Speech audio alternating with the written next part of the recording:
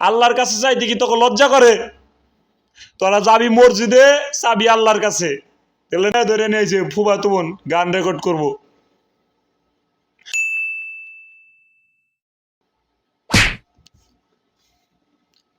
আসসালামু আলাইকুম, ভালো মানুষ, কেমন আছেন আপনারা? আমি তো এক ভয়াবহ স্বপ্ন দেখে হালাইলাম।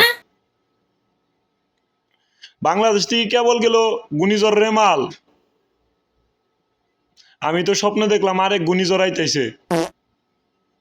ঘূর্ণিঝড়ের নাম হলো বন্ডমারা। বন্ডমারা ঘূর্ণিঝড়। ওই যে কয়দিন আগে একজনকে দেখলাম বাতামার রানীর বলে মরে গেছে গা। ওর মেয়েলাই বেনে কান্দে সোশ্যাল মিডিয়ায়, ফেসবুকে ঢুকন জানে ওর বাপ মরে গেছে গা। আজকে দিয়ে ওর বাপ কব্বর থেকে উঠে ছোট্ট একটা মেয়ে ধরে নিয়েছে ফুফাতো বোন গান রেকর্ড করব।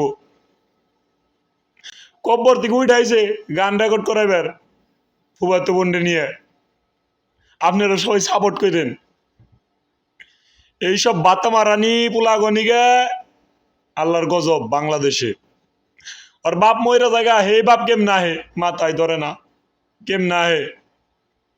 আরেক বন্ড ইসলাম নিয়ে কথা কয়, ইসলাম নিয়ে কথা কয়।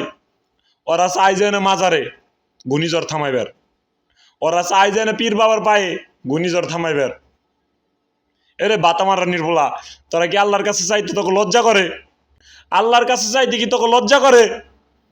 তোরা যাবি মসজিদে, চাবি আল্লাহর কাছে, তাহলে না আল্লাহ দিব।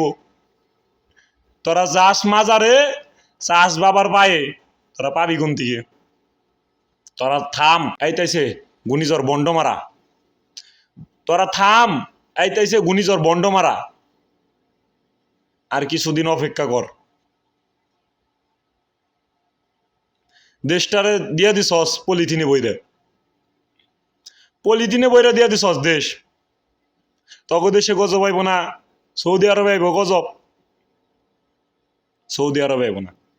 সারা বাতামা রানীর গুলারা, এইসব বাতামা রানীর গুলা গো দেশ থেকে ব্যয় করে দেওয়া উচিত।